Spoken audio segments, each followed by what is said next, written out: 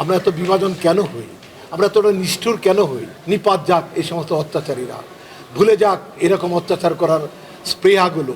এই কষ্ট, এই যে কষ্ট, এই যে লাঞ্ছনা, এই যে তার পরিবার যেখানে গেছে, একটা রিক্সাওয়ালা আছে এখানে দেখলাম, তার পরিবার নির্ভর করে তার উপরে, সে একাধিক গুলি খেয়েছে গায়ে, তার পরিবার চালাচ্ছে এই যে ওনারাই চালাচ্ছেন পরিবারকে, খাবার টাবার। তারা সেদিনে তাকে নামতে হয়েছিল পরিবারের খুঁজে, খাবার খুঁজে, সে গুলি খেয়েছে, তার গায়ে গুলি লেগেছে।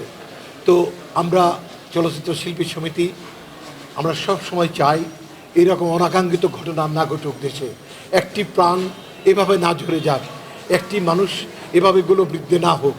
আমরা সবাই যেন আজ থেকে প্রমিস করতে চাই, আমরা তো এক মায়ের সন্তান, বাংলা মায়ের সন্তান। আমরা এত বিভাজন কেন হই, আমরা এতটা নিষ্ঠুর কেন হই? আমরা কেন বুঝি না একই মায়ের পেটে জন্ম হয়েছে আমি, তুমি, সে? তাহলে আমরা কেন এরকম হচ্ছি? আশা করছি ভবিষ্যতে বিবেক জাগ্রত হবে প্রত্যেকটা মানুষের।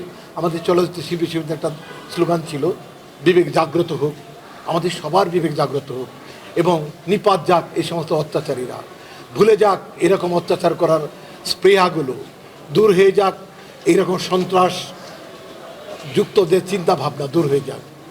আমরা সবার সুস্বাস্থ্য কামনা করছি, স্পেশালি যে টিম কাজ করছে, সমন্বয় ছাত্র ভাইয়েরা, তাদের প্রতি আমাদের আন্তরিকতা, আমাদের ভালোবাসা, সার্বক্ষণিক আমাদের যোগাযোগ থাকবে।